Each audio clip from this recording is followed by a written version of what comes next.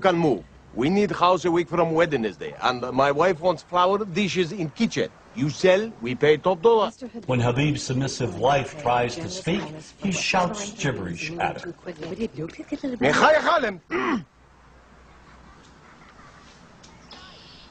And then he offers Martin a $15,000 cash bonus to move out in 10 days. When Martin tells Mr. Habib that he doesn't want to sell the house after all, he finds Habib's wrecking crew there, ready to demolish his beautiful home. And in a scene that calls to mind one of the most degrading stereotypes of the Jewish people, Mr. Habib demands an extra $100,000 to sell the house that he has owned for just a day back to Martin. You want me to take out a loan on something I owned free and clear just 24 hours ago? Well, that is up to you, George. Your path, your fence, your memories. Now, if you looked at the other Father of the Bride films, Elizabeth Taylor, Spencer Tracy, there were no Arabs or Arab Americans. So why does Disney inject these horrific, sort of offensive characters in Father of the Bride Part 2? It's the same reason that in Gladiator, the slave traders who kidnapped Russell Crowe and bring him back to Rome are Arabs. I mean, this is ridiculous. I mean, why does Hollywood inject Arabs, scenes of Arabs, and or slurs demeaning Arabs in movies having nothing to do with the Middle East? So you're sitting like I am, for example, watching Back to the Future about a mad scientist. And yet, early on in the film, we see these ugly, inept Libyans with machine guns in a parking lot trying to gun down the protagonist. I mean, why?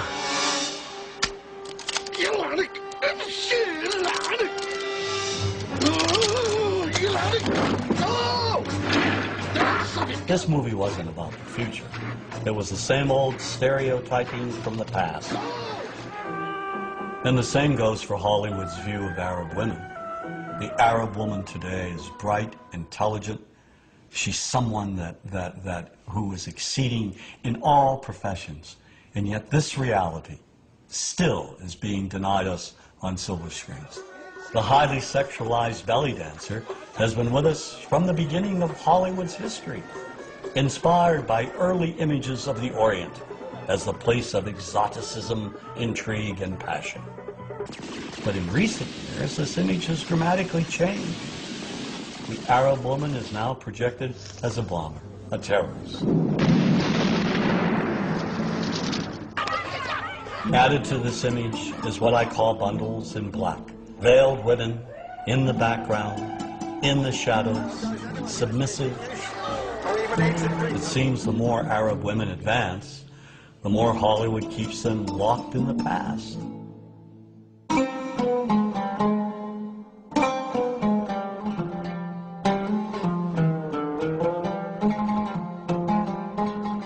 Politics and Hollywood's images are linked. They reinforce one another.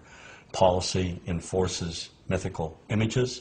Mythical images help enforce policy. Jack Valente, president of the Motion Picture Association of America, has said, quote, "Washington and Hollywood spring from the same DNA," end quote. The Arab image began to change immediately after World War II. There were three things that impacted the change. The Palestinian-Israeli conflict, in which the United States has unequivocally supported Israel. The Arab oil embargo in the 70s, which angered Americans when gas prices went through the ceiling. And the Iranian Revolution, which increased Arab-American tensions when Iranian students took American diplomats hostage for more than a year. These three pivotal events brought the Middle East into the living rooms of Americans, and together helped shape the way movies stereotyped Arabs and the Arab world. One of the primary changes, the image of the sheikh. In movies such as Rollover, he's out to take over the world with his money, or he's up to no good trying to buy chunks of America. Mrs. Winters, I think I should tell you there are those in the family who do not think we should be making this offer at all. I assume if you could have found venture capital of this sort for a company like Winterchem in America, you would not be coming all the way to Arabia looking for it. You see the oily sheik in Spielberg's Indiana Jones and The Last Crusade. You see the money-grubbing sheik who's out to commit all kinds of terrorism and launch a missile in earnest in the army. Gentlemen, behold my special club, the Pluton missile. With it, I will bring the infidels to their knees and be leader in the Arab world. One of the myths in the 70s was that the Arabs are coming over, buying up chunks of America. And of course, this was reflected in the cinema. The Arabs have taken billions of dollars out of this country, and now they must put it back. One of my favorite movies of all time, racist though it may be, is Network, about commercial television. Ladies and gentlemen, let's hear it. How do you feel?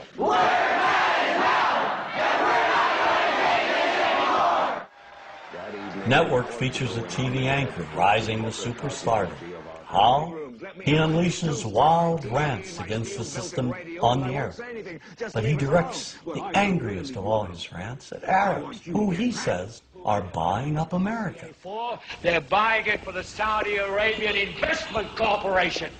They're buying it for the Arabs. The anchor, Howard Beale, calls on the American people to rise up and stop the Arab buyout of his TV network. Listen to me, goddammit. The Arabs are simply buying us. There's only one thing that can stop them. You. The rage of Americans in response became one of the most famous scenes in movie history. I want you to get up out of your chairs. I want you to get up right now and write a telegram to President Ford saying, I'm as mad as hell and I'm not going to take this anymore.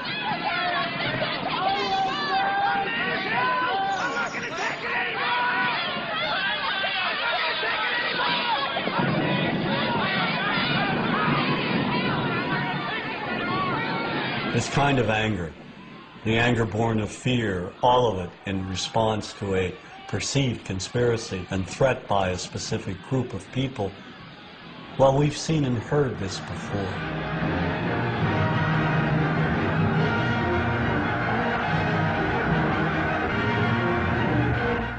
If we look at the anti-Semitic propaganda of the Nazis, at its core is an identical type of economic threat. This economic myth even made its way into children's books.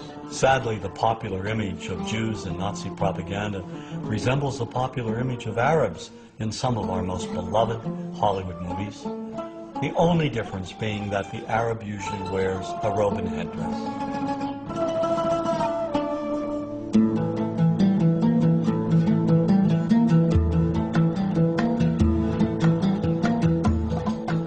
Another way we can look at the connection between politics and entertainment, Washington and Hollywood, is the manner in which historically cinema has projected the Palestinian people. Since the founding of the State of Israel in 1948, our support has never wavered. Every American administration has made it clear whose side we're on. In contrast, Washington's policymakers have failed to support the millions of Palestinians who have been made refugees and who have lived lives of poverty and squalor as a result, while policies impact opinions. So equally unjust is how Hollywood has presented the conflict. Movies repeatedly depict Palestinians as terrorists, making it seem that all Palestinians are evil. Made in America, Colonel.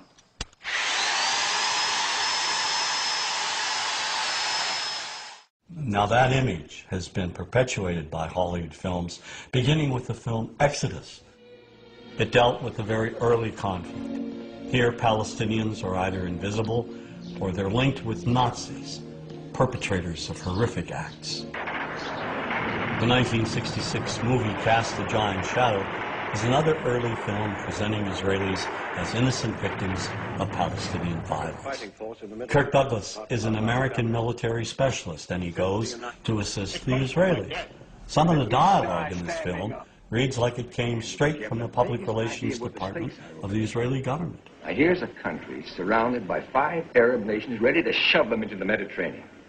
No guns, no tanks, no friends, nothing. People fighting with their bare hands for a little piece of desert. The Palestinians in this movie are the lowest of the low. We see them solely as vicious gunmen, wide-eyed maniacs. They will kill anyone, anywhere, anytime, for any reason.